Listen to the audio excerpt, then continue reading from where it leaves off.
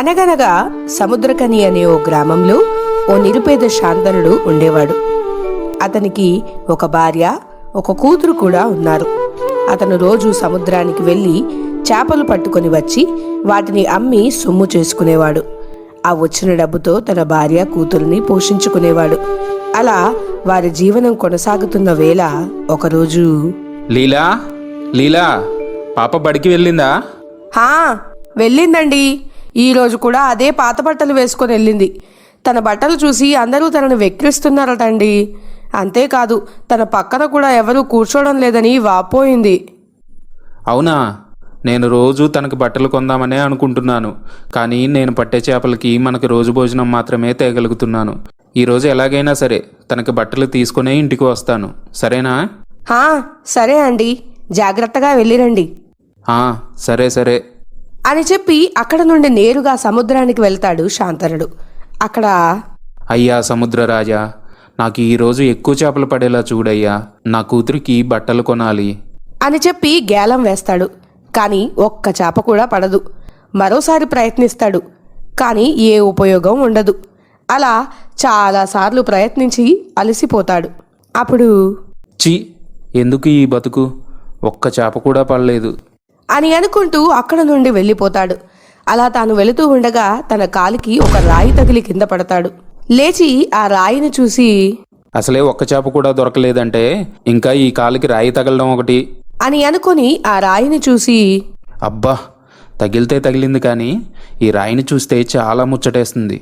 దీన్ని నాతోనే ఉంచుకుంటాను అని అనుకుని ఆ రాయిని తీసుకుని తన దారి గుండా వెళ్తూ ఉండగా ఒక పాప మంచి బట్టలు వేసుకుని వెళ్తూ ఉంటుంది. తనను చూసిన శాంతనుడు, నా కూతురు కూడా ఇలాంటి మంచి బట్టలు వేసుకుంటే చూడ్డానికి ఎంత అందంగా ఉంటుందో కదా అని అనుకుంటూ అక్కడ నుండి ముందుకు వెళతాడు. అలా నడుచుకుంటూ వెళ్తున్న తనకి చాలా ఆకలిగా ఉంటుంది. అప్పుడు తాను, అబ్బా, చాలా ఆకలిగా ఉంది. ఈ రోజుకి అసలు భోజనమే లేదు. అసలు ఇంటికి వెళ్ళేసరికి నా భార్య పంచభక్ష పరమన్నాలు వండితే ఎంత బాగుండునో కదా. అయినా మాలాంటి పేదవాళ్ళకి అవన్నీ తగవు, కానీ అలాంటి ఒక రోజు వస్తే బాగుండు. నాకు అంతకు మించిన భాగ్యం ఇంకోటి ఉండదనుకుంటాను. అలా అనుకుని ఇంటికి వెళ్ళేసరికి, లీలా లీలా, ఏమిటి ఈ మంచి వాసన? హా వచ్చారా, రండి రండి, వంట చేస్తున్నాను, కొద్దిసేపు ఆగండి, అందరం కలిసి తిందాం అని చెప్పి అక్కడ నుండి వెళ్ళిపోతుంది. అంతలో తన కూతురు స్వాతి, నాన్న, కొత్త బట్టలు భలే ఉన్నాయి, నాకు బాగా నచ్చాయి. నువ్వు బట్టలు తెస్తావనుకున్నాను, కానీ ఇంత మంచి బట్టలు తెస్తావనుకోలేదు నాన్న. ఇప్పుడు చూడు నాన్న, నా తరగతిలో అందరూ నా దగ్గరే కూర్చుంటా అంటారు. భలే నచ్చాయి నాన్న నాకు కొత్త బట్టలు. అది సరే తల్లి, ఈ బట్టలు నీకెక్కడివి? అదేమిటి నాన్న అలా అడుగుతున్నావు? నువ్వే కదా చంద్రం అంకుల్ని పంపి సరుకులు, బట్టలు ఇవ్వమని చెప్పావంట. అవును తల్లి, అంటే నా స్నేహితుడు చంద్రం నా పరిస్థితిని తెలుసుకుని నాకు సహాయం చేశాడన్నమాట. లీలా లీలా, నేను అలా చంద్రం దగ్గరికి వెళ్ళొస్తాను. హా అలాగే, వెళ్ళిరండి.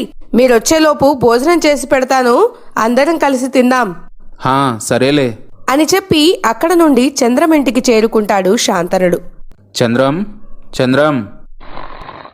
అన్నా, ఇదిగో వస్తున్నా. చంద్రం, నేను నీకు కృతజ్ఞతలు చెప్పుకోవడానికి వచ్చానురా. దేనికన్నయ్యా? చాలా కష్ట సమయంలో నాకు సహాయం చేసావురా. నేనేం చేశానన్నా? పాపకి బట్టలు, ఇంట్లో సరుకులు ఇచ్చావు కదా. ఊరుకో అన్నయ్య, నాకే తినడానికి గింజలు లేవు. అలాంటిది నేను నీకెక్కడ సాయం చేయగలను? నేను కాదన్నా, వేరే ఎవరో అయ్యుంటారు. అవునా? సరేరా, మరి నేను వెళ్ళొస్తాను అని చెప్పి అక్కడ నుండి ఇంటికి చేరుకొని అదే పనిగా ఆలోచిస్తూ ఉంటాడు శాంతనుడు. అప్పుడు తన కూతురు స్వాతి, నాన్న, నాకు ఈరోజు చాలా సంతోషంగా ఉంది. నేను ఈరోజు తిన్న భోజనం, వేసుకున్న బట్టలు భలే బాగున్నాయి. ఇలాంటి భోజనం ఇప్పటి నుండి రోజు తింటాం కదా నాన్న. తింటాం తల్లి. ఇప్పటి నుంచి నా బుజ్జి తల్లి ఏం కావాలంటే అదే తింటుంది. అవునా నాన్న? అయితే నాకు రేపు ఐస్ క్రీమ్ కొని పెడతావా? తప్పకుండా తల్లి. అలా వీరి సంభాషణ కొనసాగుతుండగా అక్కడికి వస్తుంది తన భార్య లీల. ఏమండి, ఏమిటి రాయి జోబులో పెట్టుకొని తిరుగుతున్నారు? ఓ ఇదా, నేను సముద్రానికి వెళ్ళొచ్చే దారిలో కాలికి తగిలింది. బాగుంది కదా అని జేబులో వేసుకున్నాను. ఓ అవునా, సరేలే ఉండనివ్వండి, బాగుంది కదా. లీలా, ఎవరో వచ్చినట్టున్నారు చూడు. హా అలాగే అండి. అన్నయ్య మీరా, బాగున్నారా? ఏం బాగుంటామమ్మా, మీకు ఇల్లు అద్దెకి ఇచ్చిన దగ్గర నుంచి నా బతుకు మీ చుట్టూ తిరగడమే సరిపోయింది కదా.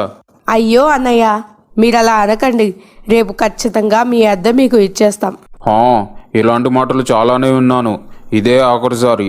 ఈసారి ఇవ్వలేదు అంటే ఇల్లు ఖాళీ చేయాల్సి ఉంటుంది అని చెప్పి అక్కడ నుండి వెళ్ళిపోతాడు.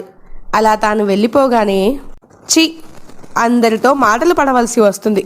మాకే సొంత ఇల్లు, మంచి జీవితం ఉండి ఉంటే ఎంత చక్కగా ఉండేదో అని అనుకుంటూ లోపలికి వెళుతుంది. అలా ఆ రోజు గడిచిపోయిన తర్వాత మరునాడు పొద్దున్నే, అమ్మా లీలా, లీలా. ఏమండి, పొద్దున్నే మళ్ళీ ఇంటి ఓనర్ వచ్చాడు.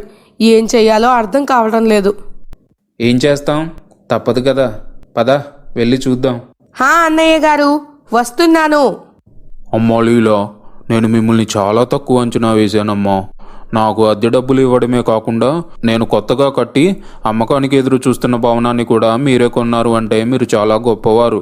మీ అన్నయ్య వచ్చి డబ్బంతా కట్టాడు. నేను ఇంట్లో సకల సౌకర్యాలతో అన్నీ సిద్ధం చేశాను. ఇదిగో ఈ డబ్బు కూడా మీకు ఇవ్వమన్నారు. ఈ డబ్బు అలాగే ఈ దస్తావేజులు తీసుకొని ఈరోజే గృహప్రవేశం చేయండి. అమ్మా, మీ పుట్టింటి వాళ్ళు ఇంత ధనవంతులని తెలియక మిమ్మల్ని చాలా బాధ పెట్టాను. నన్ను క్షమించండి. ధన్యవాదాలు. నేను వెళ్ళొస్తాను అని చెప్పి అక్కడ నుండి వెళ్ళిపోతాడు. ఆ సంగతి విన్న శాంతనుడు, లీలా ఇద్దరూ ఆశ్చర్యపోతారు. లీలా, ఏంటి ఇది కళ నిజమా? నాకు తెలియకుండా నీకు అన్నెక్కడున్నాడు? అవునండి, అసలు నాకు అన్నయ్యలే లేరు.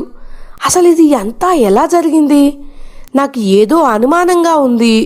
నాకు కూడా అనుమానంగానే ఉంది. నిన్నటి నుంచి ఏమనుకుంటే అదే జరుగుతుంది.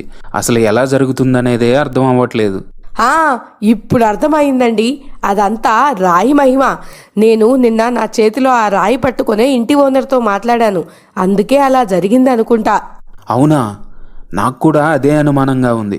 ఒకసారి వెళ్ళి పరీక్షిద్దాం పదా అని అనుకుని లోనికి వెళ్ళి ఆ రాయి పట్టుకుని, నా ఎదురుగా ఉన్న ఈ గిన్నెలో మొత్తం బంగారం ఉంటే బావుండు అని అనుకున్నదే తడవుగా ఆ గిన్నెలో మొత్తం బంగారం ప్రత్యక్షమవుతుంది.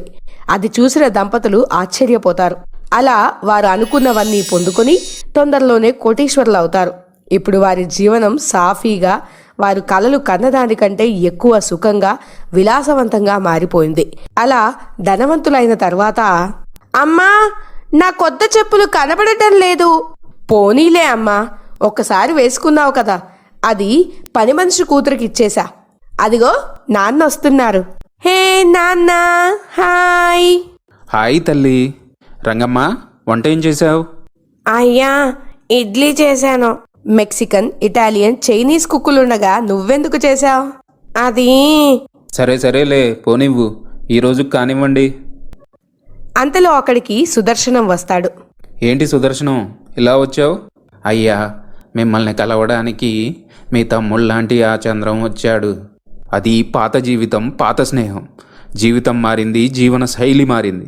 ఇంకా అలాంటి వారితో నాకు ఎటువంటి సంబంధం లేదు. పంపించేయి. అయ్యా, ఆపదలో ఉన్నాడు. కొంత డబ్బు కోసం వచ్చాడు. ఈరోజు డబ్బు కోసం వచ్చాడు, రేపు నా పనిలో వాటా కోసం వస్తాడు. పేదవాడు ఈగలాంటి వాడు. ఈగల బెల్లం చుట్టూ మోగినట్టు ఇలాంటి వాళ్ళు డబ్బు ఎక్కడ దొరుకుతుందా అని నాలాంటి ధనవంతులు చుట్టూ తిరుగుతూ ఉంటారు. వెళ్ళిపోమని చెప్పు. అలాగే అయ్యా అని చెప్పి వెళ్ళి చూసేసరికి అక్కడ ఆ మనిషి ఉండడు. అప్పుడు, అయ్యో పాపం, వినపడి ఉంటుంది, వెళ్ళిపోయాడు. డబ్బు చూసుకొని ఎంత మిడిచిపడుతున్నాడు. చివరికి ఏమవుతాడో. అలా రోజులు గడుస్తున్నా కొద్దీ డబ్బుతో వచ్చిన అహంకారంతో ఆగడాలు మరీ పెరిగిపోతూ ఉంటాయి. అలాంటి సమయంలో ఒకరోజు, అయ్యా అయ్యా, నన్ను మా ఆయన, కుటుంబం అందరూ వదిలివేశారయ్యా. మీ దగ్గర ఏదైనా పని దొరికితే ఇప్పించండి అయ్యా. మీ కాళ్ళు పట్టుకొని మీ దగ్గరే సేవ చేసుకుంటూ ఉంటాను. నీలాంటి వారికి ఏం పని లేదా? ఎప్పుడు మాలాంటి వాళ్ళపైన ఆధారపడకపోతే కష్టపడి పని చేసుకోవచ్చు కదా. అయ్యా, నన్ను తప్పుగా అర్థం చేసుకోవద్దు. నేను మీ దగ్గర పని కోసమే కదా అయ్యా వచ్చింది. నా ముందరే నోరు లెగుస్తుంది, నోరు మొయ్యి. ఎందుకు ముయ్యాలరా? గతంలో నీ పరిస్థితి నాకన్నా అధ్వానంగా ఉండేదని మర్చిపోయావా? నడవంతరపు సిరి వచ్చేసరికి ఇంత పొగరు పెరిగిందా? పోతావురా, నాశనమైపోతావు. ఎవరక్కడ? ఇవన్నీ ఈడ్చిపడేయండి. తాను ఎంత పిలిచినా ఎవరూ రారు. అలా తను శాంతనుడి పైన అరుస్తూనే ఉంటుంది. అప్పుడు శాంతనుడు కోపంతో తన దగ్గర ఉన్న రాయిని విసిరేస్తాడు. ఆ రాయి తీసుకున్న ఆవిడ, శాంతనుడా, ఇంకా నీ పనైపోయింది. రాయి ఇచ్చిన సముద్రకన్యను నేనే. నీవు ఆ రోజు సముద్రరాజుని ప్రార్థించడంతో నేను నీ మనవిని విని నీకు ఆ రాయిని పంపాను. కానీ ఇంకా ఇది నీ నుండి నా చేతికి చేరింది. ఈ రోజుతో నీ జీవితం తిరిగి మునుపటి స్థితికి చేరుకుంటుంది. అనుభవించు అని నవ్వుతూ అక్కడి నుండి వెళ్ళిపోతుంది. ఆ రాయి తన దగ్గర నుండి పోయిన మరుక్షణమే తాను గడిపిన విలాసవంతమైన జీవితం కలగా మారి ప్రస్తుతానికి చేరుకుంటారు. మళ్ళీ అదే కష్టాలు అనుభవిస్తూ ఉంటారు. చూశారు కదా, డబ్బు ఉంది అనే అహంకారం పెరిగితే అది చేయి జారిపోవడానికి నిమిషం పట్టదు. కథ నచ్చిందా? అయితే లైక్ చేయండి, షేర్ చేయండి, సబ్స్క్రైబ్ చేయడం మర్చిపోకండి. మీ విలువైన సలహాలు, సూచనలు కామెంట్స్ రూపంలో తెలియపరచండి. మీరు మొదటిసారి మా ఛానల్ని విజిట్ చేస్తే మా ఛానల్లో ఉన్న ప్రతి కథను వీక్షించండి.